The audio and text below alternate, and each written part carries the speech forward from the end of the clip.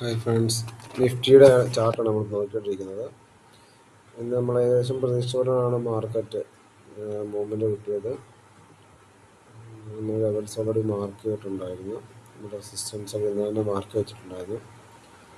അതൊക്കെ കറക്റ്റായിട്ട് റെസ്പോണ്ട് ചെയ്താണ് മാർക്കറ്റ് പോയത്. നമ്മുടെ ഒരു ത്രിപ്പിൾ കളക്ഷൻ റേഞ്ചാണ് പോയത് മാർക്കറ്റ്.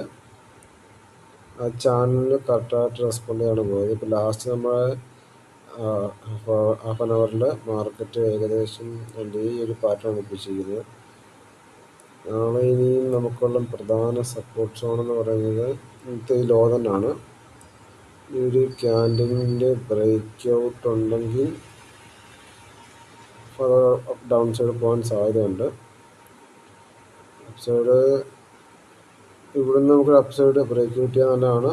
ചെറിയൊരു അപ്സൈഡ് കിട്ടും. ഇവിടെ വേറെ നമുക്കൊരു ട്രെൻഡ് ലൈൻ ഉണ്ട്. അതായത് ബ്രേക്ക് ചെയ്യാതെ മുകളിലോട്ടൊരു നല്ല മൂവ്മെൻറ്റ് നമുക്ക് കിട്ടത്തുള്ളൂ.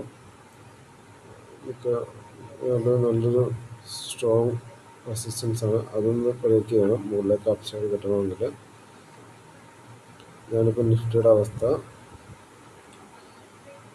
ഇന്ന് നമ്മൾ സ്റ്റാർട്ട് ചെയ്തതിൻ്റെ ചാർട്ടാണിത്.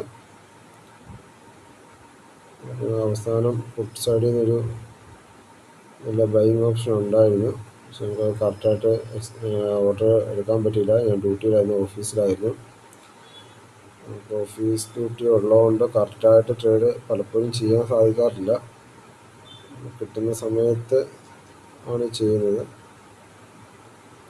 നമുക്ക് ഉച്ചയ്ക്ക് പറ്റിയൊരു ബ്രേക്ക് ഔട്ട് ഇവിടെ നിന്നായിരുന്നു ബ്രേക്ക് ഔട്ട് കിട്ടിയത്. ഇതൊരു റേഞ്ചിൽ നിന്നായിരുന്നു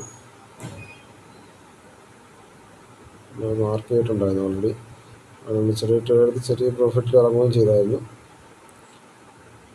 ഇന്നത്തെ നമ്മുടെ ട്രേഡിൻ്റെ ഒരു അവസ്ഥ ഇതാണ്.